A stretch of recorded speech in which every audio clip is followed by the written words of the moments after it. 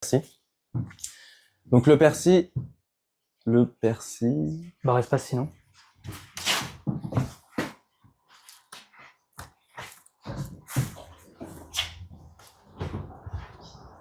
Ah bah nickel.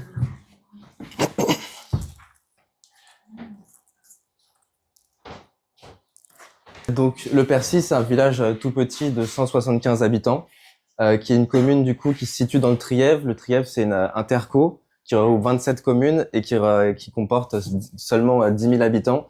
Donc c'est au sud de Grenoble, plutôt à 45 minutes de Grenoble, dans un territoire milieu de moyenne montagne. Et c'est du coup dans l'Isère. Pourquoi on s'est intéressé aux territoires ruraux?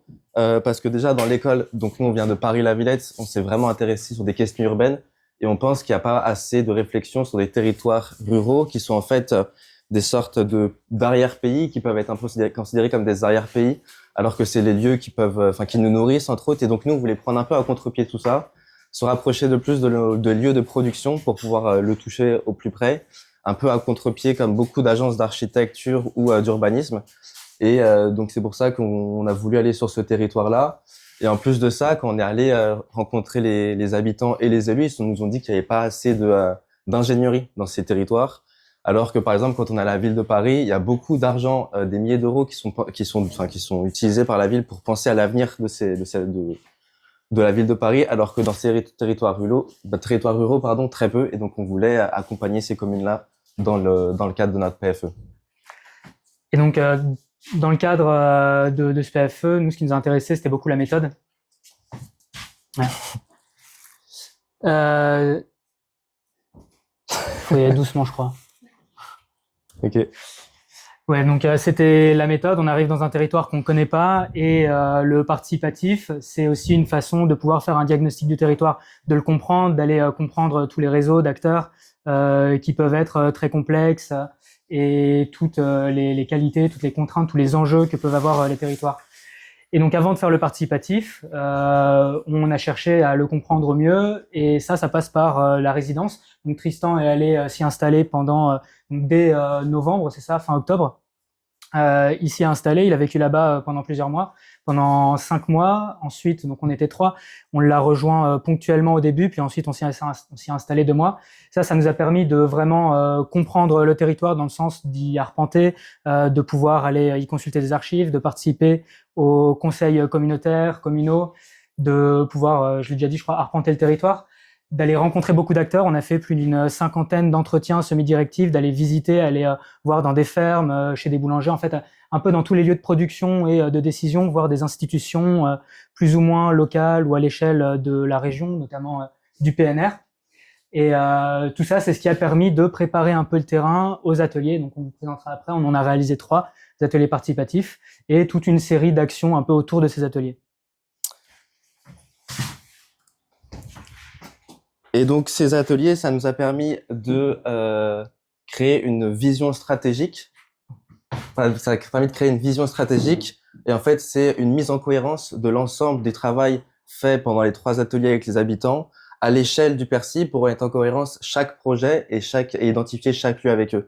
Donc les bâtiments qu'on voit en rouge, c'est les bâtiments qui ont été identifiés et on a identifié des projets avec eux. Et donc c'est vraiment une réflexion à l'échelle communale pour cette vision stratégique. L'idée à travers ces documents-là, c'est de plus avoir des réflexions ponctuelles sur des projets spécifiques, mais d'avoir vraiment une cohérence à l'échelle communale et donner du coup des outils aux élus et aux habitants pour que eux puissent avoir cette réflexion du coup à long terme qu'ils n'auraient pas forcément eu si c'était un peu des choses ponctuelles qui s'étaient passées. Et donc à travers ces projets-là, ce qui est vraiment ressorti, enfin il y a plein de pistes qui sont ressorties, c'est du chanvre textile, une tuilerie, une ferme commune, une scierie municipale, une résidence intergénérationnelle, mais particulièrement ce qui a été important pour eux, c'est de réfléchir à un projet particulier qui est une ferme commune. Et donc nous, on a voulu s'intéresser plus spécifiquement à cette... Ça va venir. Plus spécifiquement du coup à cette ferme et on a voulu la dessiner en y intégrant des grands principes et des grands enjeux qui sont à l'échelle de toute la commune, qui sont à la fois de réfléchir au logement paysan, de réfléchir à des lieux d'activité et de production et de réfléchir à de l'accueil. Et donc on a vraiment essayé de faire une faisabilité pour montrer en fait que chaque projet était possible et qu'on pense en tout cas que le dessin c'est un outil de réflexion et de dialogue au sein même des habitants du village, quoi. Et donc avant d'aller un peu plus dans le détail de qu'est-ce qu'on a fait pendant ces ateliers, qu'est-ce qu'ils nous ont permis, c'était c'est juste avant, mais notre idée en faisant ces ateliers, c'est de confronter le diagnostic qu'on avait fait avant, donc avec tous ces mois de résidence sur place, et d'arriver à des idées de programmation plus précises, en fait, d'arriver avec des projets qui puissent réellement être utiles au territoire et qu'ils puissent s'approprier. Ça veut dire comprendre tous les jeux d'acteurs, tous les enjeux, et être dans des réalités concrètes, parce que en étant juste à l'école et en faisant un peu des projets in vitro, on peut très vite être dans les utopies. Et nous, au contraire, on voulait réellement s'ancrer dans un territoire et partir de là pour essayer de se projeter dans le futur. Donc plutôt partir du quotidien et des réalités concrètes d'un territoire pour se projeter dans le futur. Donc voilà, ça c'est la question diagnostic. Et pour nous, pour que le projet soit vraiment porté à l'échelle de la commune, c'est de travailler du coup avec les habitants et avec les élus pour co-construire vraiment cette stratégie-là. Et donc les ateliers, ça a été vraiment hyper important parce que souvent l'avenir d'une commune ou d'un village ou d'une ville, c'est réfléchi plutôt à l'échelle individuelle ou à l'échelle à l'échelle familiale. Et donc mettre ces moments collectifs pour avoir ces moments, enfin ces réflexions et ces discussions pour mettre les choses sur la table, ça permet vraiment d'avoir de co-construire cette vision stratégique et puis que ça soit des idées, disons un peu sous-marines qui restent pour soi-même, mais justement d'en discuter collectivement.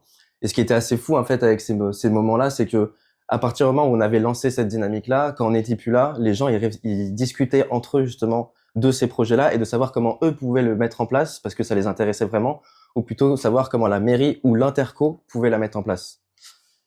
Et pour nous aussi, le fait de faire du participatif, c'était d'avoir une vraie action locale et pas que ça soit un projet, disons, in vitro à l'échelle d'une école. Et nous, c'est vraiment pas ce qu'on voulait. Et surtout qu'un projet participatif, c'est beaucoup plus solide sur le long terme qu'un projet juste porté par une mairie ou autre, quoi. Ouais, ça permettait vraiment de créer une forme de... On peut rester sur celle-là. Ouais. Ça permettait de créer une forme de volonté collective. Et on est face à une mairie, donc sur 70 habitants, c'est pas beaucoup, mais on est dans un village très actif. La mairie a fait beaucoup d'interventions. Ils ont préempté certains bâtiments pour y mettre une bibliothèque communale, une salle de spectacle qui est presque utilisée tous les jours ou tous les 2 jours dans l'année. Ce qui est énorme pour un si petit village, un restaurant communal, une douzaine de logements sociaux ou en bail ou différents, du coworking, des espaces un peu comme, enfin pas comme celui-là, mais où on peut y faire presque ce qu'on y fait là. Et tout ça, ils l'ont fait sur des moments un peu précis où suite au décès d'une personne, il y a une ferme qui se libère au milieu du village. Qu'est-ce qu'on en fait? On la préempte et c'est des décisions qui doivent être très rapides. Et avec ce projet-là et la volonté collective, on voulait en quelque sorte s'y préparer, essayer d'explorer tous les potentiels pour le jour où quelque chose se passe, qu'il puisse y avoir une réaction, qu'elle soit de la mairie, donc d'un public, enfin d'un service public ou de privé. Et pour engager cette réflexion, donc comment on s'y est pris pour les ateliers? Ça a été un peu compliqué, surtout au début, avant de commencer les ateliers, de demander aux gens de prendre un stylo, d'écrire ou de nous donner des idées de projets. Et comment faire en sorte que les gens se projettent dans le futur? Alors, on a appelé ça Quelle-Percy en 2050. C'était une forme d'outil pour essayer de s'échapper des contraintes du présent et des propriétés actuelles, ça c'est tel voisin, ça c'est ma maison et j'ai pas envie qu'on y mette ci ou ça. Et ça permet de se libérer un peu de ça pour penser un peu plus le bien commun. Par contre, on n'est pas parti imaginons la vie en 2050, on est parti des réalités du quotidien à chaque fois, de quels sont les besoins aujourd'hui, quelles sont les contraintes et les enjeux aujourd'hui. Donc ça a été un peu notre outil temporel. La structure des ateliers, à chaque fois on a essayé de faire ça rythmé parce que on faisait des ateliers de 2 heures, 2 heures et demie, ça demande du temps quand même pour les gens de venir 2 heures, 2 heures et demie quelque part un samedi matin. Il faut réussir à... Enfin, pour nous, ça a été un vrai challenge de se dire comment est-ce qu'on va animer ça. On avait toujours des ateliers en 2 parties où on apportait beaucoup de choses, des maquettes, des plans, on vous montrera après, d'avoir une vidéo qui coupe un peu l'atelier en 2, dans laquelle on apporte un peu notre réflexion sur le territoire après tout ce qu'on y a fait, et pour leur permettre d'y réagir. Ça va venir, c'est ça? Ouais. C'est ça. Et donc ça, c'est tous les documents, justement, tous les outils qu'on a utilisés pour chaque atelier. Et donc ça représente un atelier parmi les 3. Et donc à chaque fois, on avait des supports qui étaient des supports sur lesquels on allait travailler, des supports de discussion, quoi, pour pas arriver simplement avec les mains vides et d'avoir un peu des discussions comme on peut avoir là, quoi. C'était vraiment l'idée d'avoir quelque chose de matériel. Donc ça pouvait soit être des plans, soit des axonométries, soit des scénarios de maisons paysannes qu'on allait un peu réfléchir, soit des maquettes. On avait aussi des ressources qui là certaient vraiment des archives de la commune ou alors de l'interco qui permettaient d'avoir un peu des éléments, des chiffres un peu techniques sur lesquels on pouvait réfléchir. Et enfin, on avait donc des vidéos qui permettaient un peu de ponctuer et de parler de nos hypothèses de travail et de résumer aussi ce qui s'était passé à chaque atelier précédemment. Donc là, on va vous montrer un peu des documents support et comment se passaient les ateliers. Il y a des ateliers, on était une dizaine et le dernier atelier, on était une trentaine. Donc ça représente souvent 10% de la partie de la commune, quoi, des habitants de la commune, ce qui est pas mal en vrai. C'est bon. Après, on avait aussi, donc ça, c'est l'axonométrie sur lequel on travaillait. On avait aussi donc des cartes pour parler des dépendances. Il me semble que c'est ça. Oui, c'est ça. En fait, on s'est posé la question de, ok, enfin, il y avait un enjeu de remettre de l'activité locale, mais ce qui était pour nous intéressant, c'était de savoir, ok, mais quelle activité locale est intéressante localement? Qu'est-ce que écologiquement et qu'est-ce que historiquement ce territoire pouvait mettre en place? Et qu'est-ce qui nous manquait concrètement aujourd'hui, donc quelles étaient nos dépendances, et on trouvait ça assez intéressant pour s'émanciper un peu de notre monde mondialisé. Et du coup, une grande maquette de 2,70 m, les habitants, ils étaient hyper touchés par un élément aussi grand, parce que comme ça, ils pouvaient vraiment se représenter leur village, ils se rendaient vraiment compte qu'en fait, c'était très peu dense, contrairement à ce qu'ils pouvaient penser, et c'était vraiment un outil hyper pertinent pour ce travail-là. Donc ça, c'est un peu les ressources qu'on a apportées, comme disait Tristan, d'études, des modes de vie un peu anciens. À partir de ça, proposer des scénarios un peu actualisés, des études sur les limites écologiques, les limites en termes d'eau, de capacité d'accueil du village, ou en termes de bâtiments existants. On est venu avec des cartes. Et ça nous a beaucoup fait réfléchir à la posture à avoir. C'était la première fois qu'on faisait des ateliers participatifs. La posture qu'on était censé avoir dans ces ateliers-là. Et on nous a beaucoup conseillé, voilà, de venir avec des choses, de considérer ça comme un échange, parce que nous, on vient demander en fait des ressources pour faire projet. En échange, on vient apporter des ressources pour, en quelque sorte, outiller les élus, les habitants, leur donner matière à réfléchir ou leur donner des choses avec lesquelles repartir. Et donc à la fois, on n'est pas sur un rapport complètement parallèle dans le sens où on n'est pas participant de la même manière à ces ateliers, mais on a essayé de faire en sorte que ce soit un échange équitable en fait, qu'on puisse leur apporter des choses. Et en même temps, on trouve que ça a payé. Donc on a fait des ateliers, on disait il y a eu jusqu'à 30 personnes, mais 30 personnes, c'est pas l'ensemble des gens du village. C'est quelque chose qu'on nous a dit aussi sur place, qu'on nous a dit à la fois à l'école, sur place, un peu partout. Et on a essayé de sortir un peu des ateliers. C'est-à-dire qu'on avait un atelier tous les 2 semaines. La semaine alternée, on allait au marché du village pour présenter nos documents, l'axonométrie, la maquette. C'est des documents qui attirent un peu l'œil. Donc les gens venaient nous parler. On leur présentait les résultats de l'atelier et ils nous racontaient un petit peu ce qu'ils en pensaient. Ça nous permettait d'ajuster, de changer des choses et d'avoir d'autres avis et potentiellement aussi différents. On est aussi allé, donc on parlait beaucoup de maisons secondaires, qui est un gros sujet là-bas. Forcément, c'est des gens qui n'étaient pas présents à leurs ateliers. On a fait la démarche active d'aller voir d'autres populations pour trouver de la confrontation et de la confrontation un peu productive qui permet à la fin de proposer quelque chose qui est toujours débattu, mais un peu plus fédérateur que si on avait essayé de se dépatouiller avec une sorte de boîte à idées, en quelque sorte. Et donc oui, l'idée c'était vraiment d'outiller les habitants et les élus pour les aider en fait et être complètement éclairés, en tout cas de la meilleure manière, à prendre des décisions quoi.